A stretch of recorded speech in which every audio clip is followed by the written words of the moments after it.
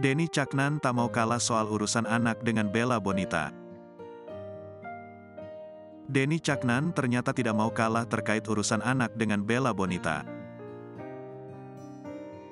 Penyanyi Denny Caknan ini mengeyel agar anaknya kelak seperti dirinya ketimbang mirip Bella Bonita. Namun Bella Bonita justru menyela keinginan Denny Caknan tersebut. Sebab Bella Bonita ingin anaknya kelak seperti ibunya daripada Denny Caknan.